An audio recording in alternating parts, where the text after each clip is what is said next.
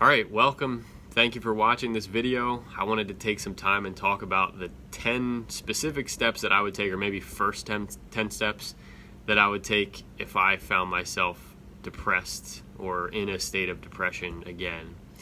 And I want to say that this is not medical advice. This is just for informational purposes only. But I wanted to talk about this because I think there's a lot of misconceptions around mental health, predominantly the idea that mental health is just mental. And I think it can really be disempowering. And on the other end of the spectrum, I think that there are many things that we can do to override or overcome when we're feeling this way that can offer empowerment. Because when we're told that these things are, maybe inevitable to a sense, or they're just genetic, and there's really not much that we can do about it, that can be very disempowering. And being depressed is already a state of sort of feeling helpless and disempowered to begin with. But when we understand that there's more that plays into this, that oftentimes the symptoms that we experience, like anxiety and depression, not saying that they're not real in any sense or what we experience is any less difficult, but they're often symptoms and not causes. And that when we figure out the underlying issues, which I'll talk a little bit more about in a minute, that can really help us to, again, override and overcome these things. And there are absolutely things within our power that we can do to help ourselves to feel better. And with what I'm going to talk about, it's not to discount any of the things that factor into feeling this way, like going through trauma or losing a loved one, or going through a difficult breakup, or anything like that that can offer a reason to kind of feel depressed.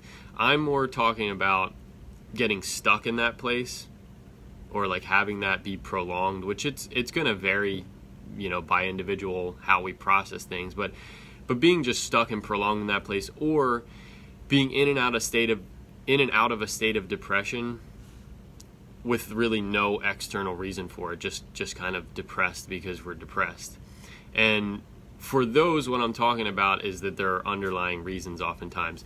And figuring these things out, or the things that I'm going to highlight that I would do specifically, I want to make an analogy to it being similar to just being stuck out in the cold, right? Like stuck out in the cold with no jacket or no coat. And like at that point, all you can really focus on is how cold you are and like surviving.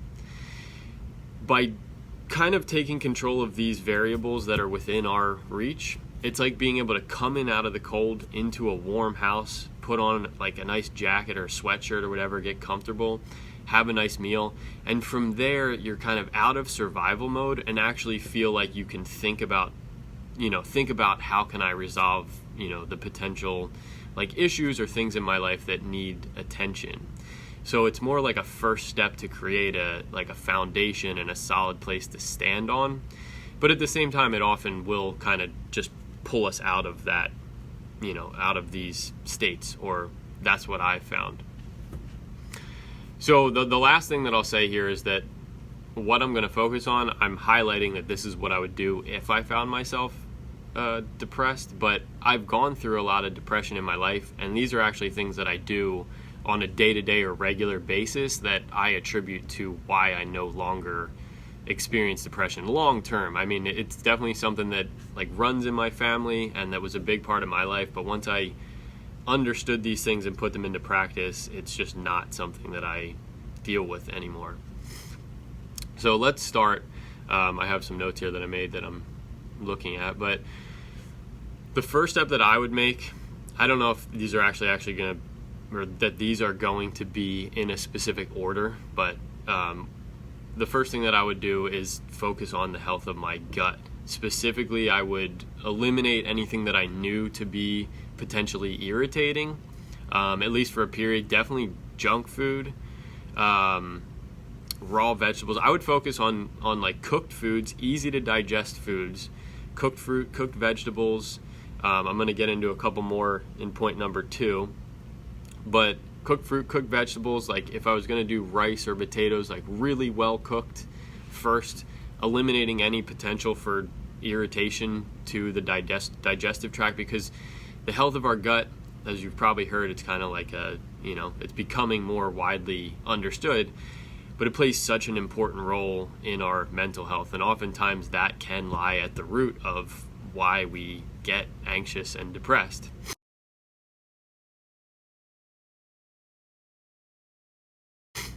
The second point, or second thing that I would do, is incorporate what I call high mileage foods, and that would be things like red meat, grass-fed red meat, like steaks, at least at least a couple times a week, at least like 3 or 4 times a week. Free-range eggs, maybe every day, but a couple every day or a few times a week. And then once or twice a week, things like liver and oysters, which are, all of these foods contain very important nutrients in very easily utilizable forms where like our body can take them and do what they need to do to help our body and mind function properly, which is a very important part of being able to feel like energized, happy, and just well in general. So I would incorporate those things.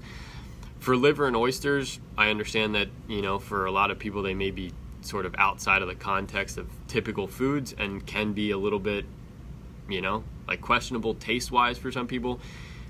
There are desiccated supplements that you can take, desiccated liver, desiccated oysters, so I would do that if I really couldn't eat them for some reason.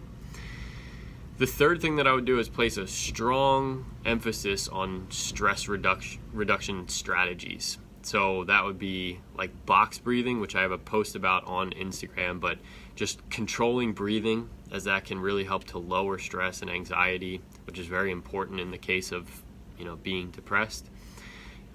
And again, all these things are within our control. That's what I want to point out. Like, these can all be done.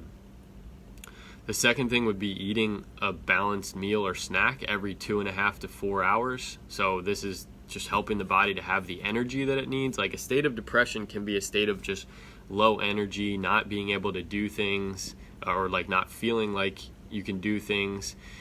And providing easy energy and regular energy in the form of easily digestible foods regularly helps to, number one, supply the energy, but also to keep blood sugar balanced and keep stress hormones low, which is very important again.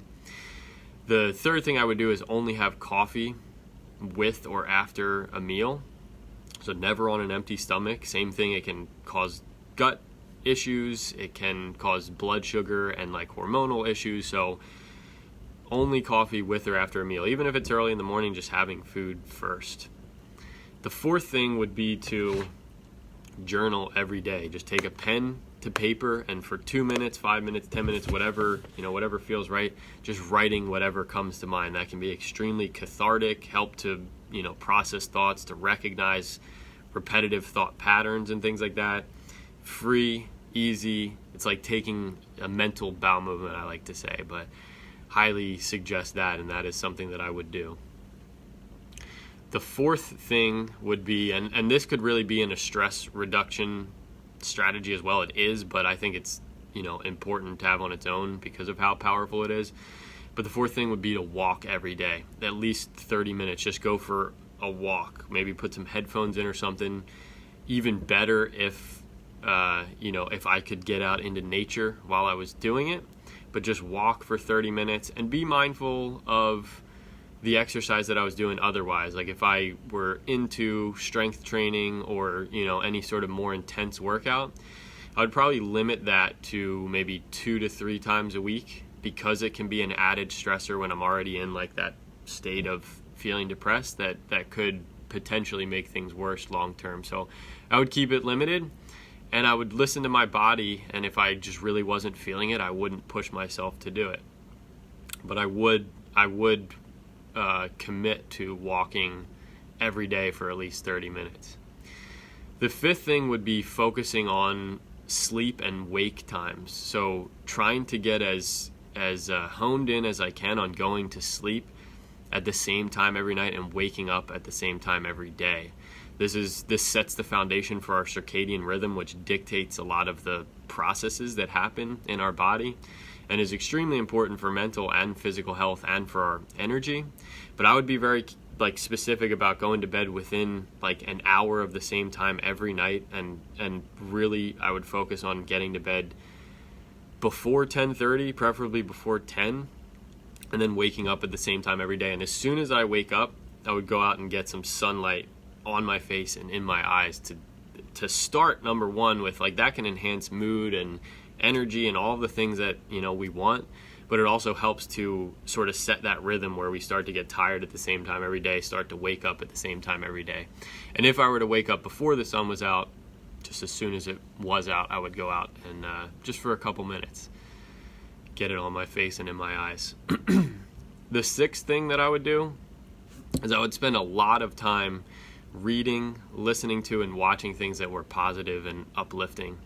And I would cut out anything negative. I would cut out anything to do with the news that is reporting things or like talking about things that, you know, although may be stimulating and like at times worth being aware of, in this particular case, because they're completely out of my control to actually do anything about, I would cut it out entirely and focus all of my time on things like spirituality or something religious or something philosophical that offered a, you know, more well-rounded way of viewing the world and the events taking place in my life, and offered, you know, a sense of emotional resilience, or like helped me to build emotional resilience. The seventh thing that I would do would be to remove alcohol completely, because especially like heavy use, because this can, for many different reasons, make it hard to break out of these states. And also I want to point out that, you know, it's common to use things like drugs and alcohol when we don't feel, you know, when we're feeling depressed or feeling in kind of that state of darkness. And the reason that we do this a lot of times, or the underlying reason, is to sort of self-medicate, to temporarily escape, even though there may be real things happening on the outside that are like hindering our ability to be positive and all that stuff. That offers a temporary reprieve and escape, along with, number one, it's temporary, but along with many potential side effects and worsening in the long run these things.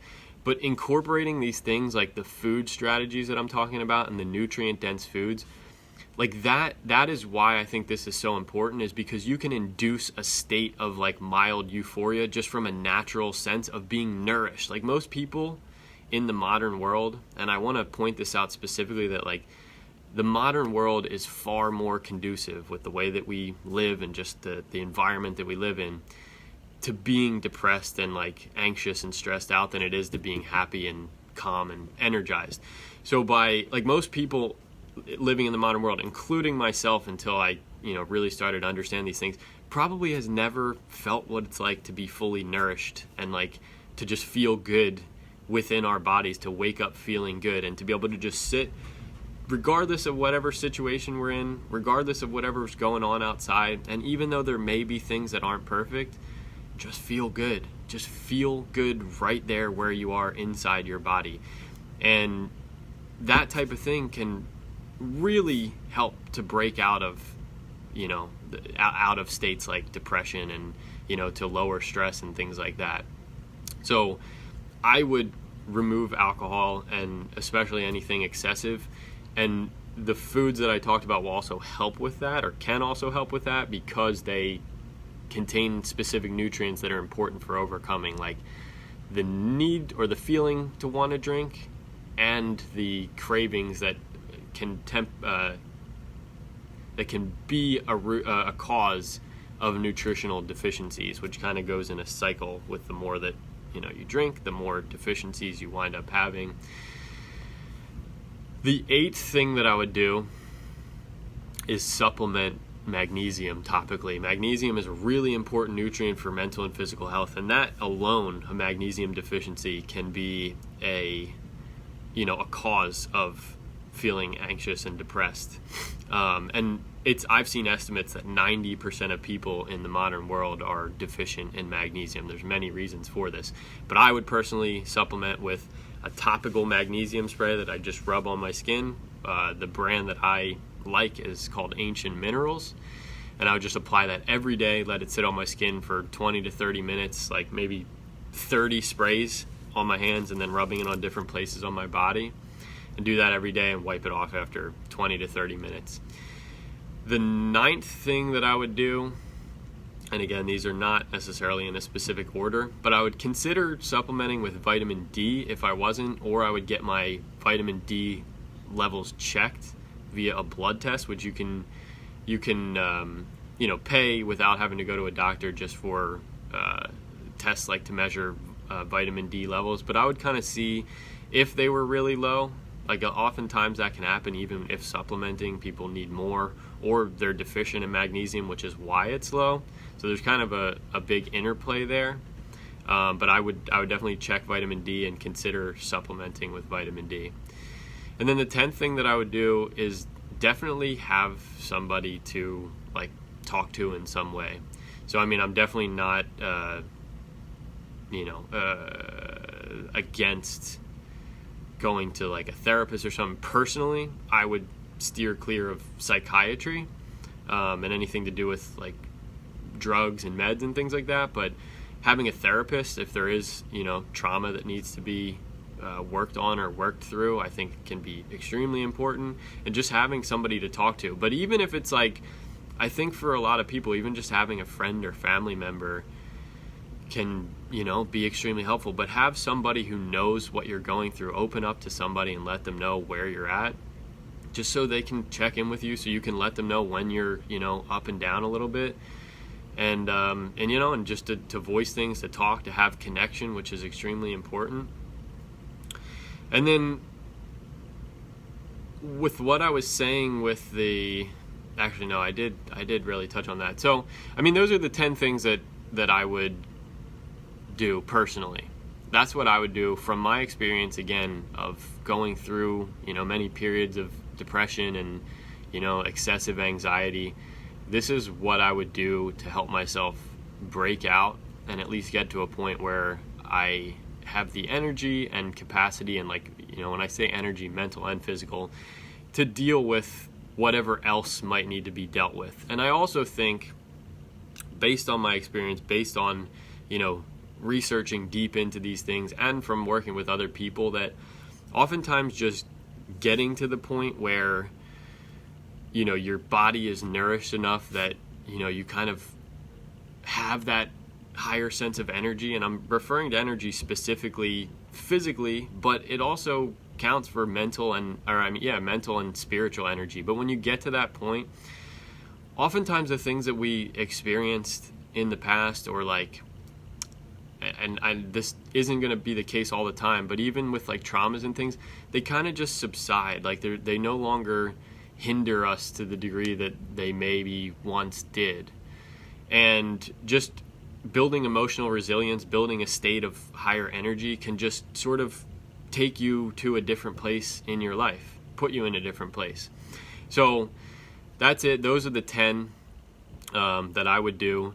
If you relate to this or resonate with this and feel like, you maybe don't have a good grasp on these sort of healthy habits and what to do to build an environment both inside and out that is conducive to actually feeling happy and healthy and, just a well-being, like feeling good inside yourself, and you want some personalized guidance with this, send me a message with the word yes, and I will send you my calendar to book a free 30-minute call where we can kind of talk through a little bit more. I'll get a better idea of where you're at.